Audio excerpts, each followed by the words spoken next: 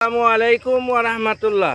জামান land BD থেকে সবাইকে অনেক অনেক স্বাগত জানিয়ে শুরু করছি আজকের আলোচনা।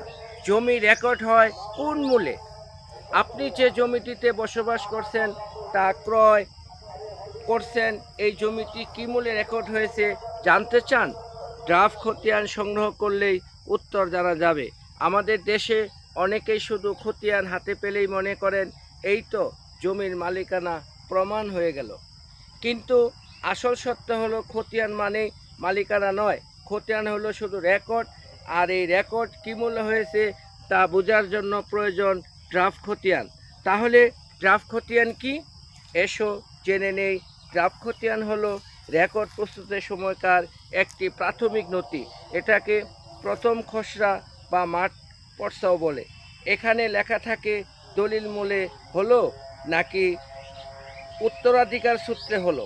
যদি দলিল মূলে হয়ে থাকে, কোনো দলিল নম্বর ও সাল অনুযায়ী রেকর্ড হলো জমির পূর্বতন মালিক কে ছিলেন, তার মানে কত শতক রেকর্ড হয়েছে, তার মানে হচ্ছে ড্রাফট খতিয়ান ছাড়া কখনোই জমির আসল ইতিহাস জানতে পারবেন না। উদাহরণ দিয়ে সুন্দরভাবে বুঝিয়ে দিচ্ছি। ধরুন আপনার দাদার নামে সিএস রেকর্ড আছে, কিন্তু আপনার দাদা জীবনে কখনো জমি কেনেননি, তাহলে দাদার নামে রেকর্ড হলো কিভাবে? এই প্রশ্নের উত্তর দিবে ড্রাফট খতিয়ান। এই ড্রাফট খতিয়ান বিস্তারিত জানতে পারবেন।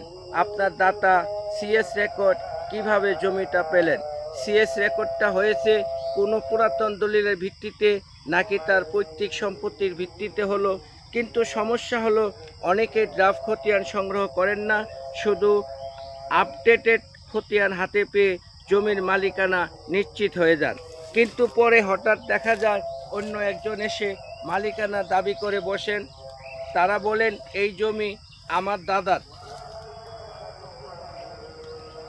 দলিল মূলে রেকর্ড আপনার নামে ভুলে গেছে। তখন থেকেই শুরু হয় জমি জমা নিয়ে মামলা আর ঝামেলা। তাই জমি ক্রয় করার পূর্বে সচেতন হন। আপনার জমি রেকর্ড দলিল খুলে মূলে হয়েছে নাকি উত্তরাধিকারী মূলে তা জানুন। আজই সংগ্রহ করুন ড্রাফট খতিয়ান। ড্রাফট কপি খতিয়ান কোথায় পাবেন? জেলা বা